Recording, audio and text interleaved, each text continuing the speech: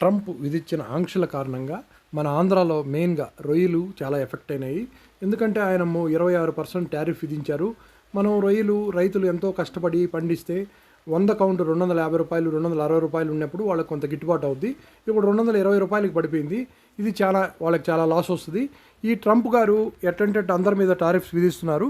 అందుకని చంద్రబాబు నాయుడు గారు కూడా దీన్ని ఎలా మనం సాల్వ్ చేయాలని చెప్పి కేంద్రంతో మాట్లాడుతున్నారు.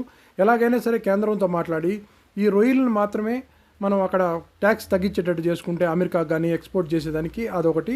తర్వాత ఇండియన్ మార్కెట్లో చాలా తక్కువ వాడతారు రొయ్యల్ని. చికెను అవి ఎక్కువ తింటారు కానీ రొయ్యలు తక్కువ తింటారు. మన ఇండియన్ మార్కెట్లో కూడా చాలా పెంచేదానికి ప్రయత్నం చేస్తే మనకు అప్పుడు రొయ్యలు మనకి ఇక్కడే చాలా ఎక్కువ అమ్ముడుపోతాయి, మంచి రేటుకి అమ్ముడుపోతాయి. తర్వాత విదేశాలకు ఎక్స్పోర్ట్ చేసేటప్పుడు కూడా వేరే దేశాలతో పోటీ పడాలంటే రైతులకు అనేక రకాల రాయితీలు ఇచ్చి వాళ్ళని ప్రోత్సహించి కరెంటు తగ్గించి తర్వాత వాళ్ళకి ఫీడ్ రేటు తగ్గించి ఇవన్నీ చేస్తే రైతులు బాగా మన కష్టపడి చేసే రైతులు ఎంతో ఆంధ్రాకి మంచి ఫలితాన్ని విదేశీ మారక ద్రవ్యాన్ని అందిస్తున్న రైతుల్ని ప్రభుత్వం ఆదుకోవాలా, సెంట్రల్ గవర్నమెంట్ ఆదుకోవాలా, స్టేట్ గవర్నమెంట్ కూడా ఆదుకోవాలా. అందరూ కలిసి రైతులకు సాయం చేస్తే రైతులు మాత్రం కష్టపడి బాగా పండించేది మాత్రం రైతులు నెంబర్ 1 మన ఆంధ్ర రైతులు.